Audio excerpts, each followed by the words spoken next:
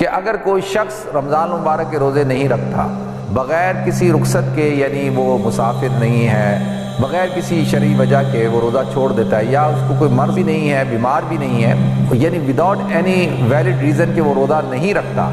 تو اگر وہ ساری زندگی بھی روزہ رکھے گا تو وہ اس ایک روزے کی قضا نہیں کر سکتا۔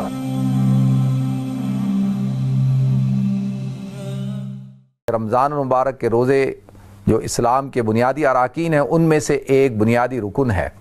یہ جو 5 اسلام کے جو اراکین ہیں، شہادت اللہ الہ الا اللہ کہ اللہ رب العزت کی وحدانیت کی گواہی دینا، و شہادت ان محمد عبدہ و رسولہ، اور محمد صلی اللہ علیہ وسلم کی رسالت اور ختم نبوت کی شہادت دینا، پھر اس کے بعد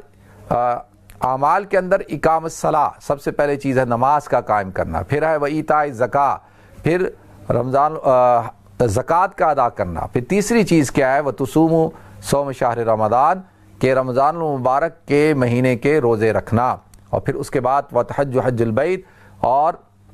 چوتھا رکن جو ہے حج بیت اللہ کا زیارت کرنا، یعنی حج کرنا بیت اللہ کا۔ تو یہ 4 اراکین کا تعلق تو ہمارے اعمالیات کے ساتھ ہے، اور ایک کا تعلق ایمانیات اور عقائد کے ساتھ ہے۔ تو لہذا اللہ رب العزت نے ارشاد فرمایا کہ اب تم پر روزے فرض کیے گئے ہیں۔ تو اس سے بات پتہ چلی کہ اگر کوئی شخص رمضان المبارک کے روزوں کا منکر ہوتا ہے، لیکن 2 قسم کے افراد ہیں، ایک وہ لوگ ہیں جو سستی کی وجہ سے، کاہلی کی وجہ سے، غفلت کی وجہ سے رمضان کو کوئی اہمیت نہیں دیتے، جیسے کہ بہت سارے لوگ نماز نہیں پڑھتے، بہت سارے لوگ زکوٰۃ نہیں دیتے، حج نہیں کرتے، اور ان کی زندگی گناہوں کے اندر ڈوبی ہوئی ہے، نافرمانی کی زندگی گزارتے ہیں۔ تو ایک طبقہ وہ ہے کہ جو رمضان المبارک کے روزوں کو فرض تو سمجھتا ہے کہ بھائی رمضان کے روزے فرض ہیں، لیکن میں نے جیسے عرض کیا سستی، کاہلی، غفلت کی وجہ سے وہ نہیں رکھتے۔ تو ٹھیک ہے، یہ شخص گناہ گار ہے، اور اس کو کل قیامت کے دن اللہ رب العزت کے دربار میں جواب دینا ہوگا، اور اسی کے بارے میں اللہ کے رسول صلی اللہ علیہ وسلم کی جو حدیث ہے من افطر یوما فی رمضان من غیر رخصت ولا مرض، کہ اگر کوئی شخص رمضان المبارک کے روزے نہیں رکھتا اور افطار کرتا ہے، روزہ نہیں رکھتا، من غیر رخصت ولا مرض، بغیر کسی رخصت کے، یعنی وہ مسافر نہیں ہے یا کوئی اور اس کے ساتھ کوئی پرابلم ہے، بغیر کسی شرعی وجہ کے وہ روزہ چھوڑ دیتا ہے، یا اس کو کوئی مرض ہے اور مرض بھی نہیں ہے، بیمار بھی نہیں ہے، یعنی وداؤٹ اینی ویلڈ ریزن کہ وہ روزہ نہیں رکھتا، تو اللہ کے رسول صلی اللہ علیہ وسلم نے ارشاد فرمایا لم یقضیہ من صام الدہر کلہ، کہ اگر وہ ساری زندگی بھی روزہ رکھے گا تو وہ اس ایک روزے کی قضا نہیں کر سکتا۔ مطلب کیا ہے؟ قضا تو ایک روزے کے بدلے میں ایک روزہ رکھ کر قضا تو ہو جائے گا، لیکن جو ایک روزے کی جو برکات ہیں، جو اس روزے کے جو ثمرات ہیں، جو اللہ رب العزت نے، جیسے میں اور آپ اب اس وقت رمضان کے مہینے کے اندر روزہ رکھ رہے ہیں، اور ہمارا یہ جو روزہ رکھنا ہے، یہ اس کی جو برکات ہمیں مل رہی ہیں، تو بغیر کسی ویلڈ ریزن کے کوئی اس روزے کو چھوڑ دیتا ہے تو ساری زندگی بھی اگر روزہ رکھے گا تو اس کو یہ برکات حاصل نہیں ہو سکتی، اس کو وہ فیوزات اور رمضان کی وہ کیفیات حاصل نہیں ہو سکتی، روزے کی وہ کیفیات حاصل نہیں ہو سکتی۔ تو اس لیے جو ہے فرمایا کہ دوسرا شخص وہ ہے کہ جو رمضان کے روزوں کی فرضیت کا قائل ہی نہیں ہے، وہ کہتا ہے کہ جی میں مانتا ہی نہیں ہوں، یہ ظلم ہے، روزہ رکھنا جو ہے زیادتی ہے، بھوکا رکھنے سے، پیاسا رکھنے سے اللہ کو کیا ملتا ہے، اور میں نہیں مانتا، روزے کا مطلب یہ نہیں ہے، اور مطلب اس کو وہ کہے کہ جی روحانی طور پر اپنے آپ کو آپ نے ان چیزوں سے بچانا ہے، جسمانی طور پہ نہیں بچانا، تو وہ کئی دلائل دے اور کہے جی میں روزے کی فرضیت کا ہی قائل نہیں ہوں، میں روزے کو مانتا ہی نہیں ہوں۔ تو اب یہ شخص دائرہ اسلام سے خارج ہے، کیونکہ جو شخص بھی بنیادی اراکین کا منکر ہو وہ اسلام کا وفادار نہیں ہے، وہ اس کا اسلام سے کوئی تعلق نہیں ہے کہ اب وہ شخص جو ہے وہ اسلام پر رہے بھی اور کہے کہ میں اراکین اسلام کو نہیں مانتا۔ تو یہ تو ایسے ہی ہے جیسے کوئی شخص کسی ملک میں رہے اور وہاں پہ کہے کہ میں اس ملک کے قانون کو نہیں مانتا، اس ملک کی اسٹیٹ کو نہیں مانتا، میں اس اسٹیٹ کے ساتھ وفادار نہیں ہوں، اور اس جتنے قوانین ہیں ان کا میں منکر ہوں، اور پھر وہ یہ کہے کہ اسٹیٹ اس کو لک آفٹر کرے گی، اور یا وہ اس اسٹیٹ کا جو ہے اس ریاست کا ایک شہری کہلایا جائے گا، نہیں، اس کے خلاف جو ہے وہ تادیبی کارروائی کی جائے گی، اس کو سزا دی جائے گی، اور ہو سکتا ہے اس کو ایگزائل کر دیا جائے، اس کی شہریت کو منسوخ کر دیا جائے گا۔ کہ بھائی کہ تم نے جو ہے وہ تم جب اس اسٹیٹ کو نہیں مانتے تو اس کے قوانین کو نہیں مانتے تو پھر تمہیں یہ حق نہیں پہنچتا کہ تم اس کی آئیڈینٹی لے کر بھی پوری دنیا کے اندر پھرو۔ دیکھیں زکوٰۃ کے حوالے سے میں نے پہلے بھی ایک دفعہ بتایا تھا آپ حضرات کو کہ حضرت ابوبکر صدیق رضی اللہ تعالیٰ عنہ کے زمانے کے اندر جو زکوٰۃ کے منکرین نہیں تھے، وہ مانعین زکوٰۃ تھے، یعنی کیا کہتے تھے؟ وہ یہ کہتے تھے کہ بھائی زکوٰۃ تو ہم دیں گے لیکن آپ کو نہیں دیں گے، بھائی مال ہمارا، جانور مویشی ہمارے پالیں ہم اس کو، اور اس کے بعد آپ کو اس میں سے کچھ حصہ دے دیں، تو یہ نہیں ہوگا،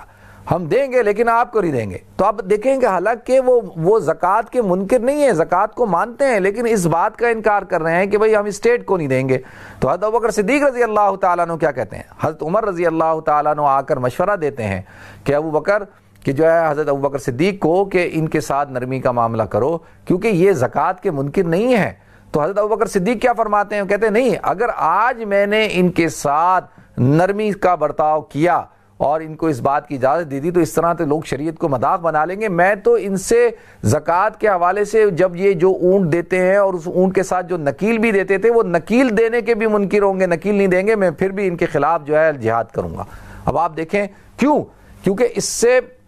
اسلام جو ہے وہ اس کو پروٹیکٹ کرنا ہے۔ اگر اراکین اسلام کو پروٹیکٹ نہیں کیا جائے گا، اب ایک شخص ہے وہ مسلمان ہونے کا دعویٰ بھی کرے اور اس کے بعد وہ کہے کہ جی میں نماز کو نہیں مانتا، میں روزے کو بھی نہیں مانتا، میں زکوٰۃ کو بھی نہیں مانتا، میں حج کو بھی نہیں مانتا، تو وہ شخص، اس شخص کو یہ حق نہیں پہنچتا کہ بھائی وہ کیا اسلام کی آئیڈینٹی کو جو ہے پوری دنیا میں لے کے پھرے اور اپنے ساتھ کہے جی مسلم ہوں۔ تو لہذا اسلام کہتا ہے کہ بھئی تمہارا اسلام سے اب کوئی تعلق نہیں کیونکہ تم بنیادی اراکین کے خلاف ہو اور ان کے منکر ہو، تو لہذا اس طور پہ ان کو اسلام سے خارج قرار دیا جاتا ہے۔ لہذا اب معاشرے کے اندر ایسے افراد تو دیکھیں، ابھی کچھ دن ہوئے فیس بک کے اوپر، سوشل میڈیا کے اوپر ڈیبیٹ چل رہی تھی کہ بھئی رمضان کے مہینے کو کیا کرنا چاہیے، رمضان کے مہینے کو شفٹ کر دینا چاہیے۔ کچھ لوگ کہتے ہیں جی رمضان کے مہینے کو شفٹ کر دو، کچھ لوگ کہتے ہیں کہ جی رمضان کا جو ہے وہ جو کانسیپٹ ہے یعنی روزے کا اس کی ٹائمنگ کم کر دو، اور کچھ لوگ کہتے ہیں کہ نہیں اس کے اندر کچھ کھانے کی اجازت دے دی جائے، یعنی پانی پینے کی اجازت دے دی جائے، کچھ۔ اب آپ دیکھیں ہر فرد جو ہے اپنی عقل کے مطابق جو ہے وہ فیصلہ دے رہا ہے، رائے دے رہا ہے۔ اور اب اگر کوئی لوگ کہتے ہیں کہ جی پاکستان یہاں پر مثال کے طور پہ روزہ جو ہے بڑا لمبا ہوتا ہے تو اس کو شفٹ کر کے آپ جو ہے دسمبر کے مہینے میں پہنچا دو، جنوری کے مہینے میں پہنچا دو۔ پاکستان کے اندر کوئی لوگ وہاں گرمی زیادہ ہوتی ہے تو لہذا وہاں سے بھی شفٹ کرو اور سردی کے مہینوں میں، تو اس سے کتنی خرابیاں لازم آئیں گی۔ دیکھیں رمضان مبارک کا جو مہینہ ہے یہ پورے زندگی کے اندر مختلف مہینوں کے اندر آتا ہے، مختلف موسموں کے اندر آتا ہے، اور پوری دنیا کے اندر ایک ساتھ رمضان مبارک شروع ہوتا ہے، رمضان ختم ہوتا ہے، ہم ایک عید مناتے ہیں ماشاءاللہ، اور کوشش کریں گے یو کے اندر بھی ایک عید ہو۔ تو لہذا یہ ایک مسلمانوں کی اتحاد اور اتفاق اور اجتماعیت کی علامت ہوتا ہے۔ اگر اس کو شفٹنگ کر دیا جائے تو ہر مہینہ، ہر ملک اور ہر علاقے کے لوگ جو ہے وہ اپنے مزاج اور اپنے موسم کے مطابق اس کو شفٹ کرنا شروع کر دیں گے۔ تو لہذا جو نظام اللہ رب العزت نے مقرر کر دیا ہے ہمیں اس کو اختیار کرنا چاہیے۔ تو ناظرین کوشش یہ کریں کہ رمضان کی برکات حاصل کریں۔ ایک تو یہ ہے کہ بھئی آپ روزہ رکھ لیتے ہیں اور روزہ رکھنے کے بعد صرف روزہ بھوکا پیاسا رہنے کا نام نہیں ہے کہ آپ بھوکا پیاسا رہیں۔ اللہ کے رسول صلی اللہ علیہ وسلم نے ارشاد فرمایا رب صائم لیس لہ من صیامہ الا الجوع، کہ بہت سارے روزے دار ایسے ہیں سوائے ان کے روزے سے ان کو کیا حاصل ہوتا ہے؟ بھوک اور پیاس حاصل ہوتی ہے۔ ورب قائم لیس لہ من قیامہ الا السحر، کہ بہت سارے روزے دار